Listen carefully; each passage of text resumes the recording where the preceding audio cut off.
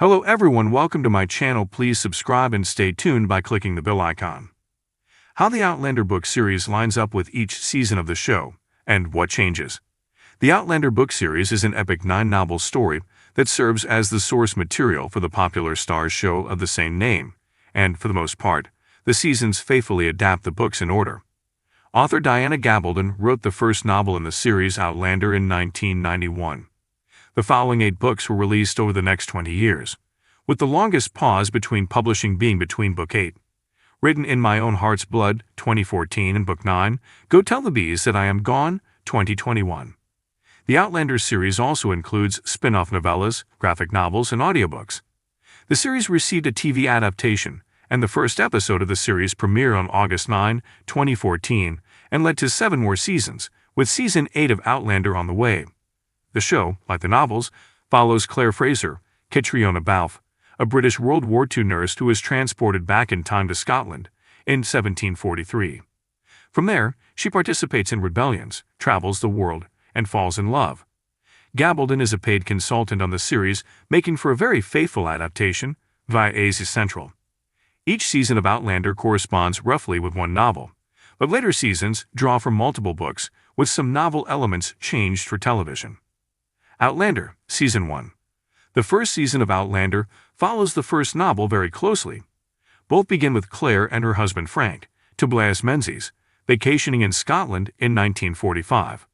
However, in the book, Claire goes through the time stones on May 1, the festival of Beltane, a May Day festival. In the show, Claire time travels on November 1, the festival of Samhain, a date which better coincides with when the series was filmed.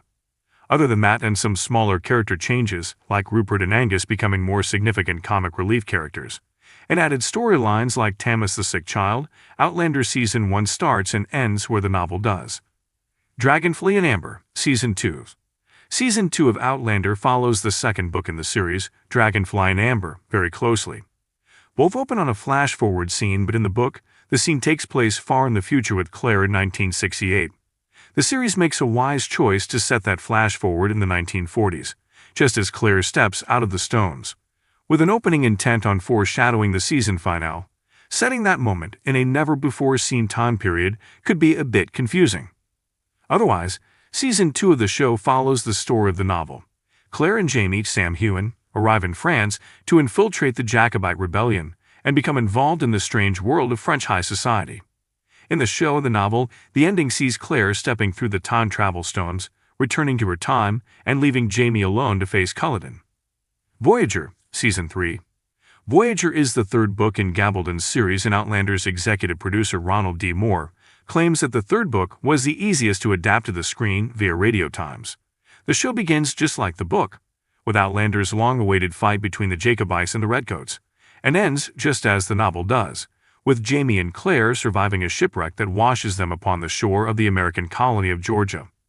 One significant structural change that the show makes to the book is that the show tells Jamie's story through his point of view rather than in the third person, like the novel. Another major change is that Murdoch, Duncan Lacroix, dies in Dragonfly and Amber at the Battle of Culloden, while in the show, he survives long after. Claire's story, the novel, also involves her and her daughter researching Jamie to figure out what happened to him.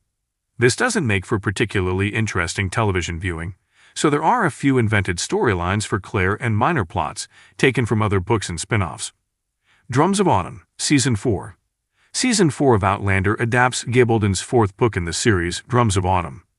Fans of the novels will be glad to know that Season 4 of the show closely mirrors the events in the novel, with only some minor differences. Season 4 and Drums of Autumn both pick up where the previous entry left off, with Jamie and Claire in the New World, trying to make a home together after finally being reunited. Their daughter Brianna Bree, Sophie Skelton, travels through the stones to be with her mother, and finally meets her real father like in the novel. A significant structural change in the story is that the show focuses on Jamie this season much more than it does Claire. One notable omission from the book is the scene at the end of Drums of Autumn, when Bree gives birth to her son with Claire as the midwife and Jamie looking on.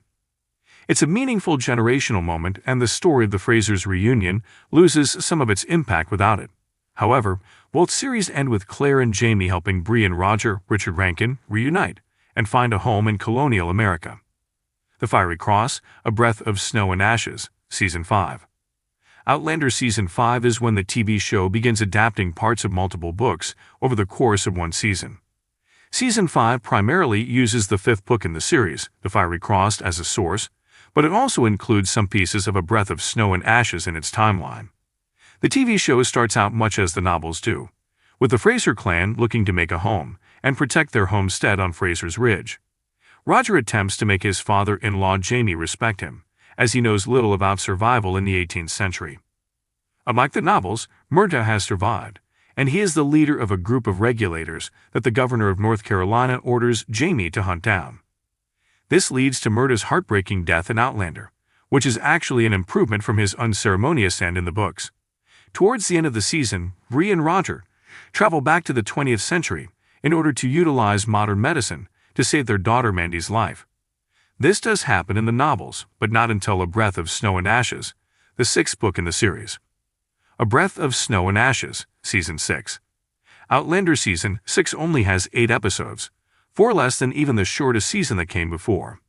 This means that while Season 6 only adapts material from one novel, A Breath of Snow and Ashes, it doesn't adapt everything, and many storylines are left as cliffhangers. With Season 5 encompassing the start of Book 6 and Season 7 resolving the end, Season 6 deals with the middle portion of the sixth novel. The finale of Season 6 is key as it separates Claire and Jamie, and sees Claire brought to Wilmington for a murder trial. This is already a departure from the series where she is brought to New Bern. A Breath of Snow and Ashes, An Echo in the Bone, Written in My Own Heart's Blood, Season 7.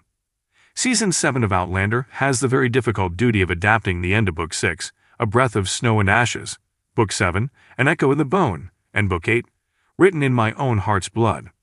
Premiering on June 16, 2023, Season 7 of Outlander is supersized and split into 2 parts, with episodes 9 to 16 set to premiere sometime in 2024 via Digital Spy.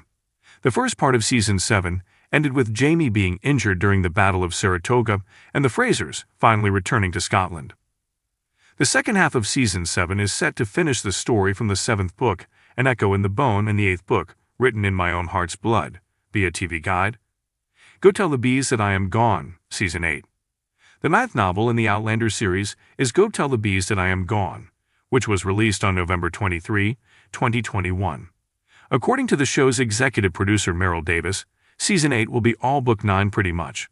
We might bring in some stuff that we didn't do in Books 7 and 8, but it will mostly be us doing Book 9, via TV Guide.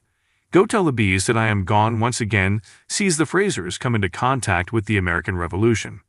Though Gabaldon intends to write more for the series, be it Insider, Season 8 of Outlander will be the finale for the TV show. If you liked the video, don't forget to like, comment, and share.